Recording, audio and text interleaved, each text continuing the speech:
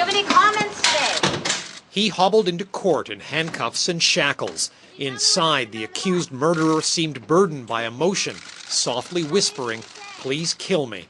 Well, I think we can all maybe guess that he's going through a very severe emotional, mental upheaval. Now, court documents reveal more about that night of horror. As police officers searched Lee, they found a baggie containing a human nose, ear, and part of a mouth, all believed cut from Tim McLean's body.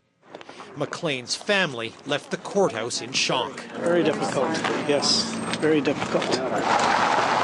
And yet Lee appeared calm just 24 hours before McLean's murder, as Vince Wei Guan Lee stepped off the bus from Edmonton into tiny Erickson, Manitoba. The story told by local folks goes like this. Vincent Lee got off the Greyhound bus from Edmonton at 5:55 p.m. on Tuesday evening. Carrying 5 bags over his shoulders, he walked across the street, and then he sat down on this bench. And basically, except for a few meters walking around, he stayed right here for 24 hours.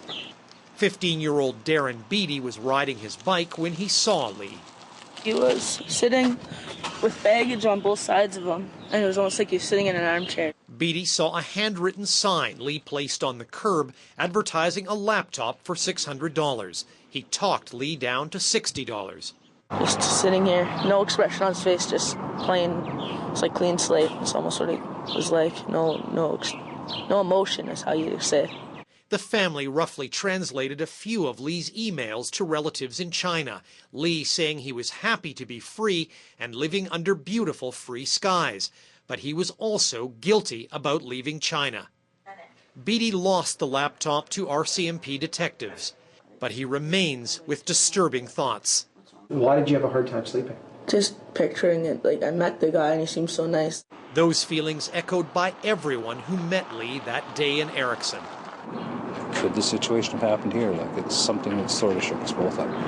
Back at the courthouse, prosecutors say Tim McLean's murder was entirely random, and the case won't proceed until Lee completes a 30-day assessment. A psychiatrist will assess him to determine if he understands the process, if he understands the function of the judge, if he understands the function of counsel. As spectators took their last photos, Lee was driven away until his next court appearance on September 8th. Murray Oliver, CTV News, Winnipeg.